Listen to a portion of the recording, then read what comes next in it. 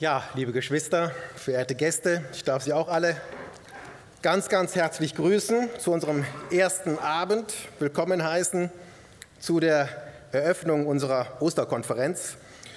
Und das Thema dieser Osterkonferenz, welche ja zugleich auch unsere Jubiläumskonferenz ist, dieses Thema, das ist ja eigentlich identisch auch mit dem Programm des Missionswerkes, was ja auch unserem Gründer Wim Malgo immer so auf dem Herzen lag, nämlich dieser Ruf um Mitternacht, siehe, der Bräutigam kommt. Und ich bin selber gespannt, was wir jetzt in den kommenden Tagen auch von den verschiedenen Rednern, wir haben ja einige Vorträge dahingehend zu hören bekommen. Vielleicht werden auch einige Fragen aufgeworfen, ich weiß es nicht, Fragen wie vielleicht, ja, wer sind seine Freunde, wer ist die Braut, wann kommt der Bräutigam, was hat es mit der Hochzeit des Lammes auf sich, wer sind die 10 Jungfrauen? Naja, vielleicht stellt sich manch einer aber auch lediglich die Frage, wann gibt es endlich was zu essen? Je nachdem, wie man die Prioritäten setzt, ja? Wir jedenfalls heute Abend, wir beginnen mit dem Thema der Bräutigam und seine Freunde. Nun, wer der Bräutigam ist, ich denke, darüber müssen wir weder streiten noch diskutieren. Hier geht es natürlich um den Herrn Jesus Christus. Und er ist ja sowieso das Zentrum, ja, der Mittelpunkt jetzt auch dieser Konferenz und überhaupt ja auch unseres Glaubens. Und so heißt es beispielsweise, um es auch noch mal zu verdeutlichen, anhand eines Beispieles im Epheserbrief, Kapitel 5, wie folgt. Epheser, Kapitel 5, die Verse 31 und 32. Deshalb wird ein Mann seinen Vater und seine Mutter verlassen und seiner Frau anhängen, und die zwei werden ein Fleisch sein. Dieses Geheimnis ist groß, ich aber deute es auf Christus und auf die Gemeinde. Wie gesagt, das ist jetzt ein wunderschönes Bild, um einfach auch diese innige Verbindung aufzuzeigen, ja, zwischen Christus und seiner Gemeinde. Und in diesem Bild ist Jesus Christus der Bräutigam, der seine Braut zu sich holt und sich mit ihr vereint. Aber wenn wir heute Abend über den Bräutigam und seinen Freunden sprechen, ja, dann denke ich zunächst einmal zuallererst an seinen engsten und vertrautesten Kreis, nämlich an seine Jünger bzw. an die 12 Apostel. Dabei dürfen wir aber nicht stehen bleiben. Denn das, was mit den Aposteln einst begann, das fand ja seine Fortsetzung auch mit weiteren Jüngern. Ja, ich denke beispielsweise an die 70 Jünger, die der Herr Jesus aussandte, nachzulesen in Lukas Kapitel 10. Und auch Frauen fanden sich unter den Jüngern des Herrn Jesus. Zum Beispiel eine Salome, eine Martha, eine Maria Magdalena und viele, viele mehr, nachzulesen in Matthäus Kapitel 27. Aber auch damit nicht genug.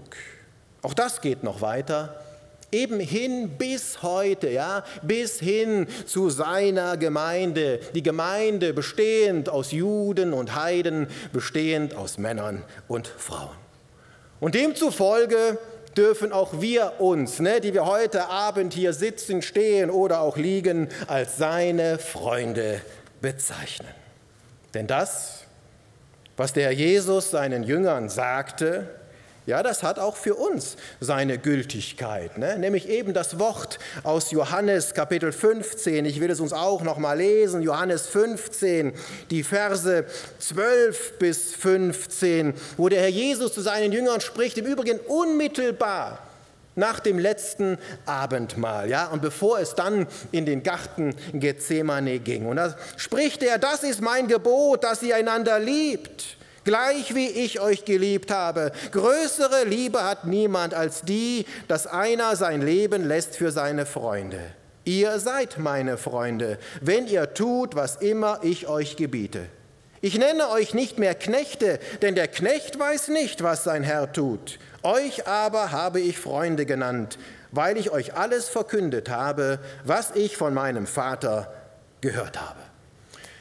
Und ohnehin gilt jetzt, ob wir jetzt als Braut, ob als Freunde, ob als Kinder oder als Brüder bezeichnet werden, sind das letztlich alles verschiedene Aspekte derselben Auswirkung, nämlich der Vereinigung mit unserem Herrn Jesus Christus. Und diese Worte hier aus Johannes Kapitel 15, die sprach der Herr Jesus, wie gesagt, zu seinen Jüngern im Anschluss an das Abendmahl und vor seiner Gefangennahme im Garten Gethsemane. Das heißt, wir befinden uns jetzt am Ende der Wegstrecke, ja, die Jünger des Herrn mit dem menschgewordenen Gott gegangen sind. Und wenn man jetzt bedenkt, dass die sogenannten 12, ja, ungefähr so 3,5 Jahre den Herrn Jesus begleiteten und dabei alle Höhen und Tiefen miterlebten, ja, da wuchs da natürlich eine Vertrautheit und eine Beziehung, die man wahrlich als gute und enge Freundschaft bezeichnen kann. Und auf diesem langen Weg, beginnend mit der Auswahl der ersten Jünger, damals am See Genezareth, über die ersten Wunder und Zeichen, die der Herr Jesus im Angesicht seiner Jünger vollbrachte, über seine Verklärung bis hin zu seinen Leidensankündigungen, stand nun seine Kreuzigung unmittelbar bevor.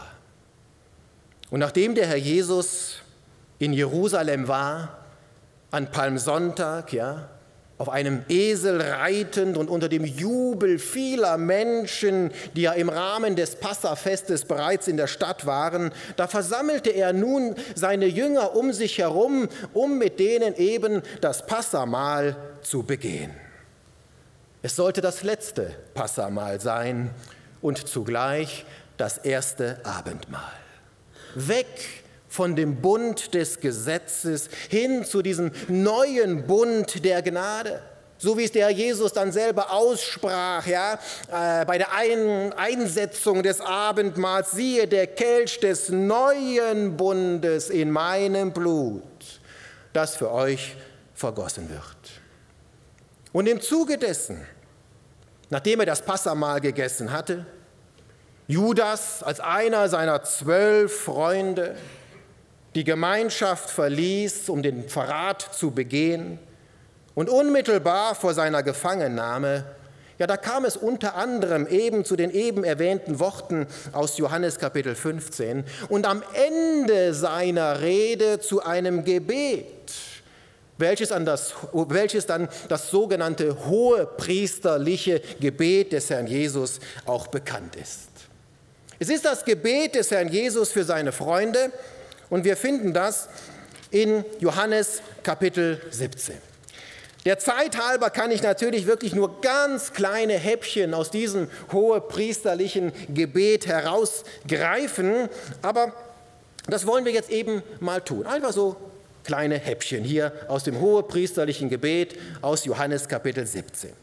Und da heißt es in Vers 1, dies redete Jesus. Also wie gesagt, unter anderem das, was wir eben gelesen haben, ja, unmittelbar nach dem Passamahl.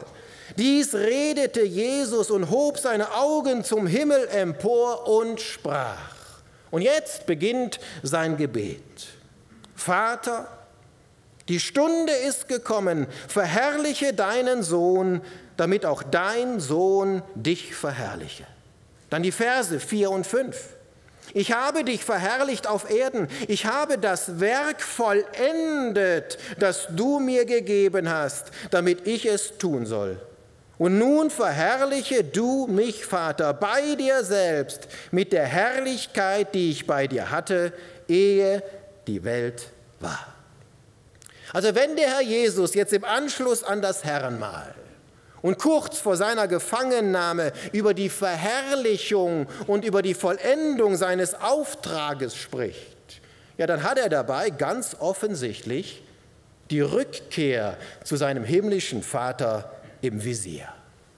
Der Herr Jesus, der ist ja ausgegangen von seinem Vater, ja? Er hat die himmlischen Regionen freiwillig verlassen, um uns mit Gott zu versöhnen. So wie es auch im Philipperbrief geschrieben steht, Kapitel 2, die Verse 6 und 7, der, als er in der Gestalt Gottes war, es nicht wie einen kostbaren Besitz festhielt, sondern darauf verzichtete, Gott gleich zu sein. Aus freiem Entschluss gab er alles auf und wurde ein Sklave unter uns. Und jetzt ist die Stunde gekommen, die man eigentlich gar nicht recht verstehen, gar nicht recht begreifen und beschreiben kann. Es ist die letzte Nacht im irdischen Leben des Herrn Jesus. Und es ist ja chronologisch sogar korrekt, ne? Wenn wir heute am heutigen Donnerstag in der Nacht vor Karfreitag darüber sprechen und nachher dann auch noch das Abendmahl miteinander einnehmen. Knapp über 2000 Jahre zurückversetzt hat sich das so zugetragen. Das Passahmahl mit dem fließenden Übergang zum Abendmahl, die Rede des Herrn Jesus im Saal des letzten Passahmahls und das abschließende Gebet, bevor es am Abend dann in den Garten Gethsemane ging und Judas den Herrn Jesus mit einem Kuss verriet. Dann der ganze Prozess, ja, von Pontius über Pilatus bis hin zur Kreuzigung am morgigen Freitag. Aber zurück zum heutigen Tag. Wir befinden uns im Obersaal. Das Mahl ist beendet, seine Rede abgeschlossen und das Gebet begonnen. Und der Herr Jesus, er betet von der Vollendung seines Werkes. Ja, auf der einen Seite, da naht die dunkelste Stunde im Leben des menschgewordenen Gottes. Mit seinem folgenden Kampf im Garten Gethsemane, wo er Blutstropfen schwitzte, bis zu seinem Dahinsiechen als stellvertretendes Opferlamm und seinem Schrei, mein Gott, warum hast du mich verlassen? Und doch, bei alledem und auf der anderen Seite bereits die Auferstehung und die Heimkehr zu seinem himmlischen Vater im Visier.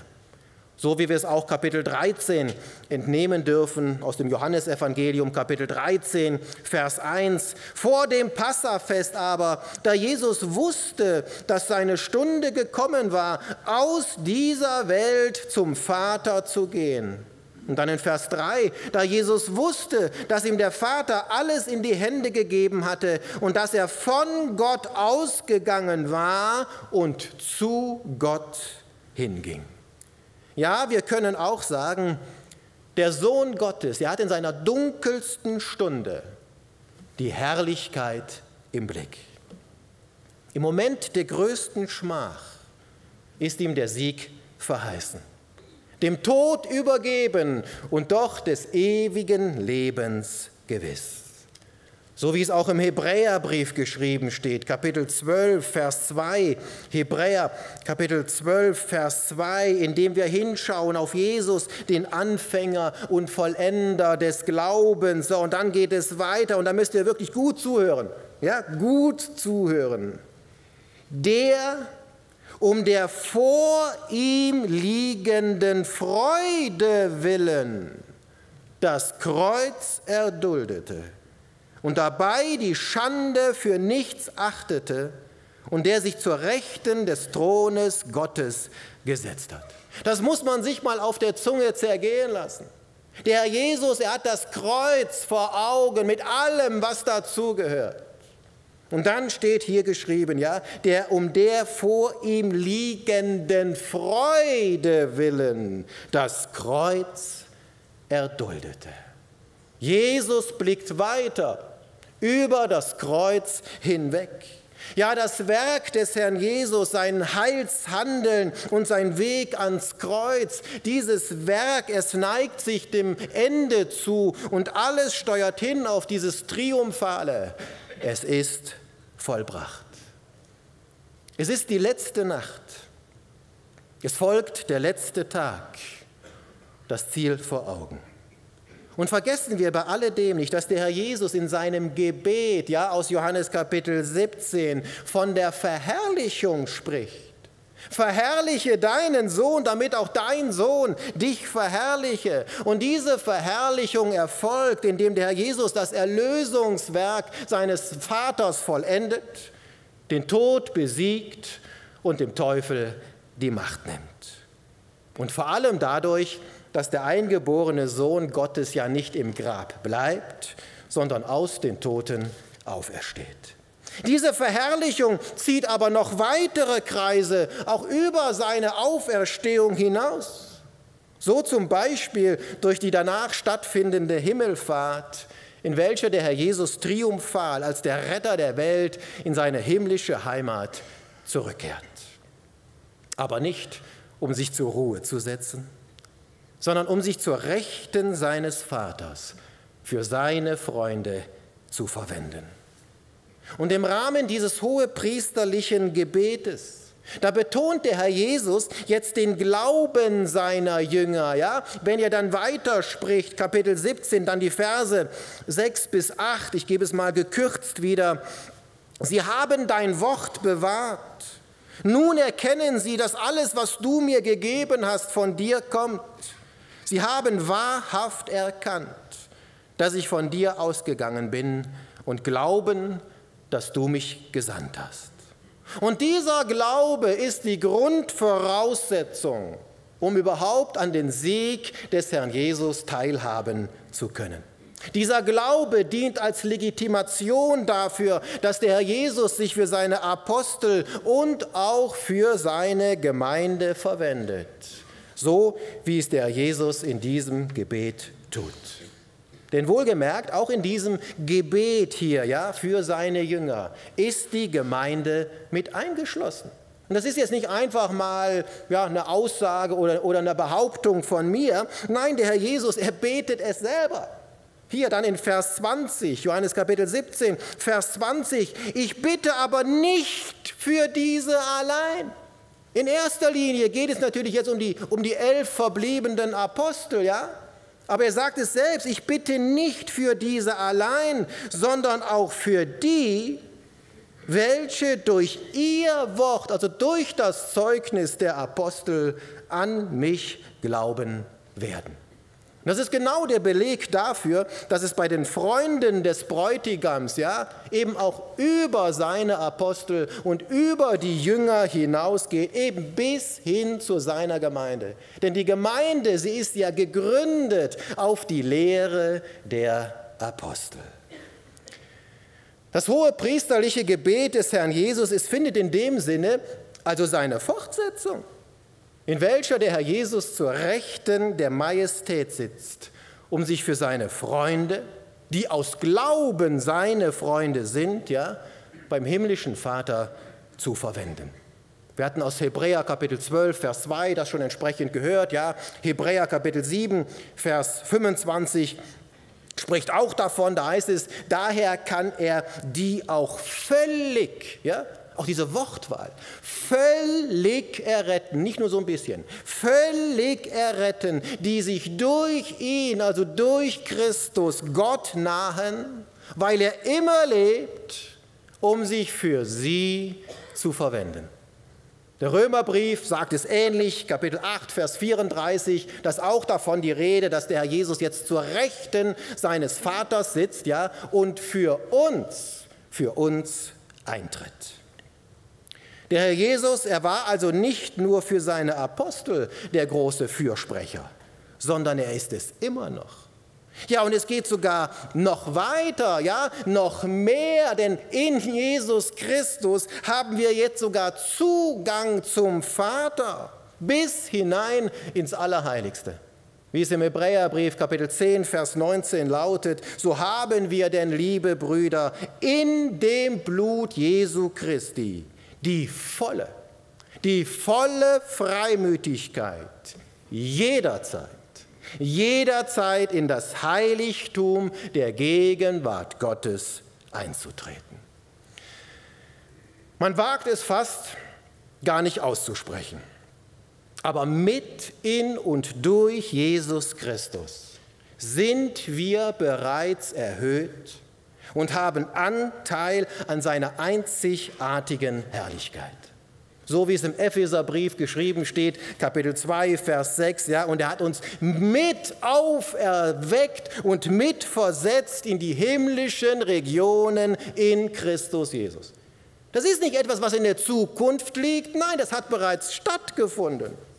Und das klingt schon fast gotteslästerlich, ja, wenn wir behaupten, dass wir mit Christus in die himmlischen Regionen versetzt sind und dadurch direkten Zugang in das Allerheiligste haben. Dorthin, wo einst nur der Hohepriester hinein durfte und das auch nur einmal im Jahr.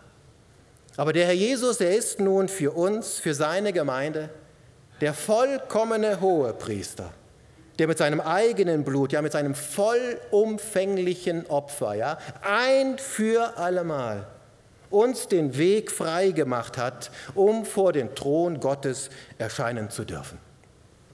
Im 1. Petrusbrief, Kapitel 1, ist darüber hinaus davon die Rede, dass unser Erbe, was uns ja in Christus Jesus zusteht, bereits im Himmel für uns aufbewahrt ist und eigentlich nur darauf wartet, von uns vollends in Besitz genommen zu werden.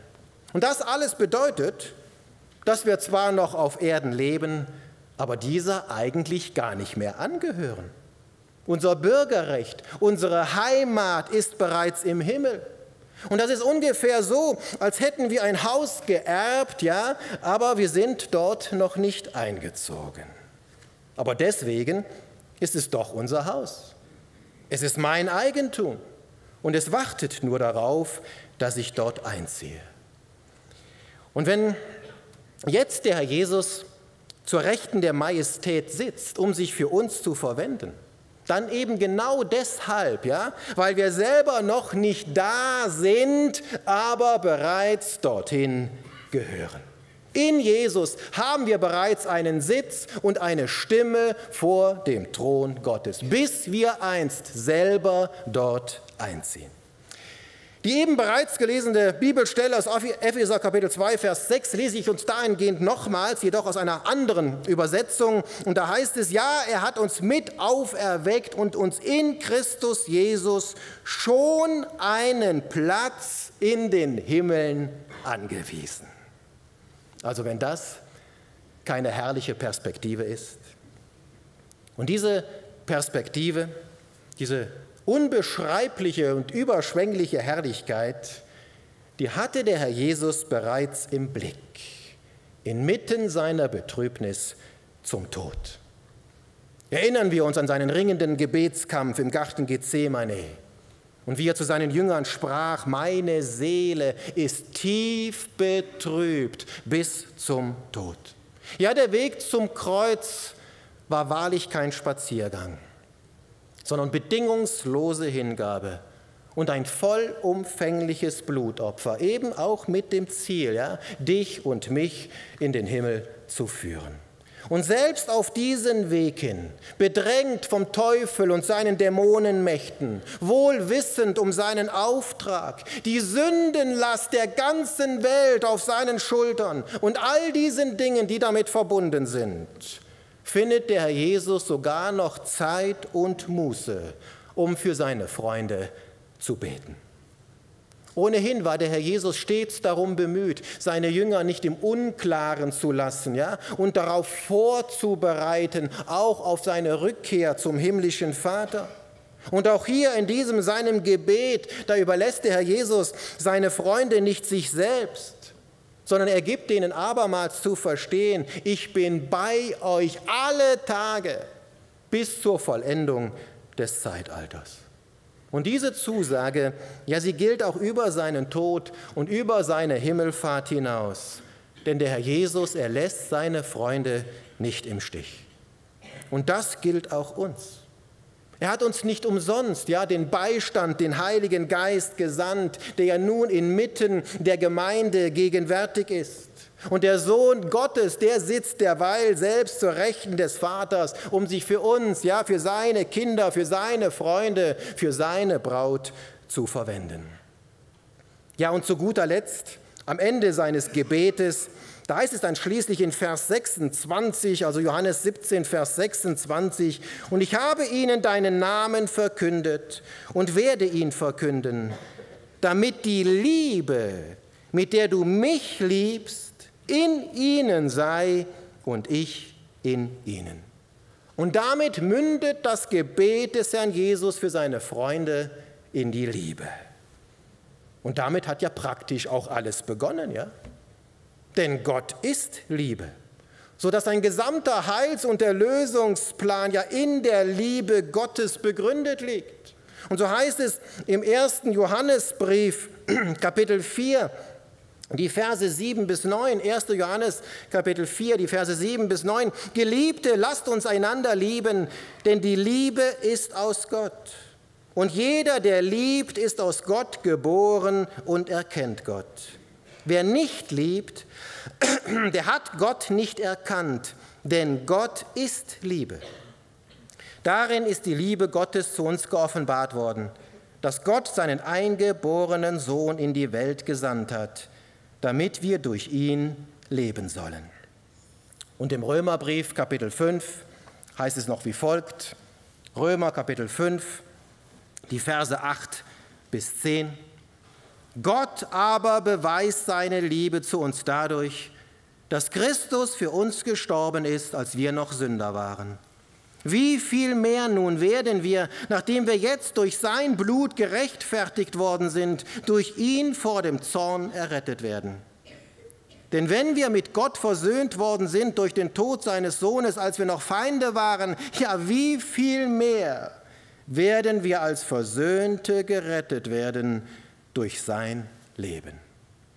Es begann mit der Liebe und es endet mit der Liebe. Nicht nur hier in seinem Gebet, sondern vor Grundlegung der Welt und über alle Zeitalter hinaus. Und der Herr Jesus, er spricht hier in diesem seinem Gebet von der Liebe des himmlischen Vaters zu seinem Sohn. Das heißt, er spricht von einer Gottesliebe, die unermesslich und ewig ist.